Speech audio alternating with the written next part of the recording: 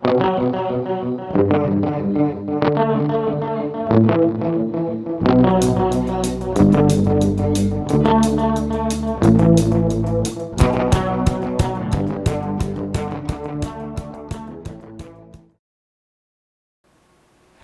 I wanted to go over the PS4 Bridge firmware. If you're not familiar with the bridge at all or how that works, you need the two devices.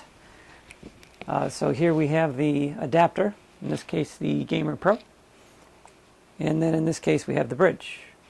And the bridge is what makes it work on various consoles. So you had to program that separately in this case. And there is a bridge firmware. So to make this thing work, you're going to have to hit the home button, and we don't have that on here.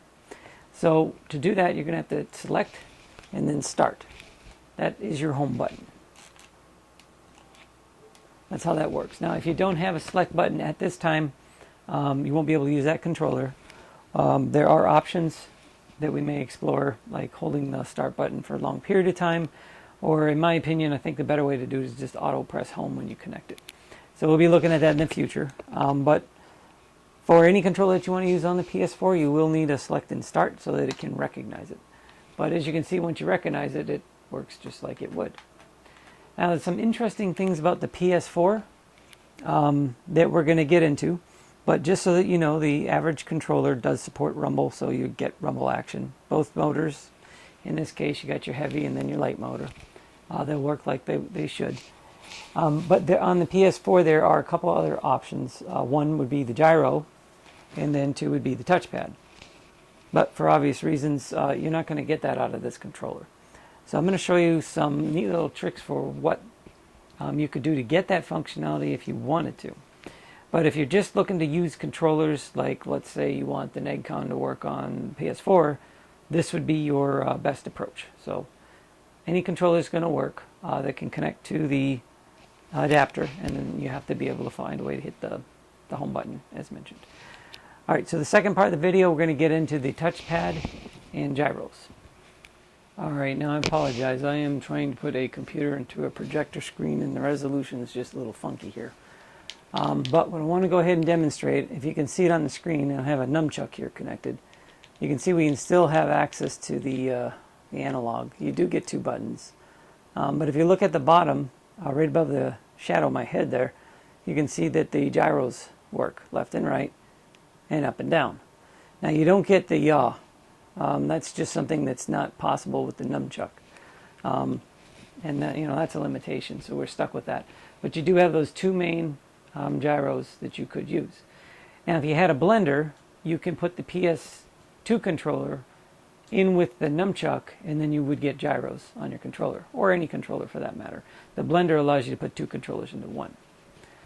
Okay, next up, I'm just going to go ahead and do the touchpad.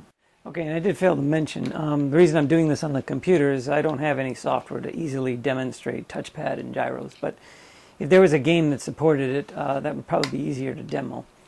But for in this case, I just ran the DS4 Windows, which essentially is the same thing, just reads the controller on the computer. And if you wanted to do the rumble, that's what these buttons are here, but I can't demonstrate that on a camera either. So you're probably thinking, okay, well, touchpad, how's that going to work? Well, you can use a Wii draw pad. So if you look carefully at the screen, and I'm not referring to the dots, but there's actual mouse on the screen, kind of in the same spot. That's just following my draw pattern. So in this case, you can use a draw pad as a mouse. And of course, again, that would work inside the game. So that's how that is set up. And again, you can use the blender. So if you wanted to blend these two things together. Now, I can't think of any good reasons why anybody would want the gyros or the mouse. You might as well just use your DS4 for that. But we don't judge. So we just make everything work. So again, we've done this. Everything about the DualShock 4, for the most part, can be supported in the way of options with other controllers. There are some situations like the yaw, which you just aren't going to be able to do because there's no device that you could plug into that would give you that. But you could change those mappings with the blender and use those different axes in different ways. So there are some other configurations you can play with. But there we go. That's it for the DS4, and that's what we have to show. Thanks for watching.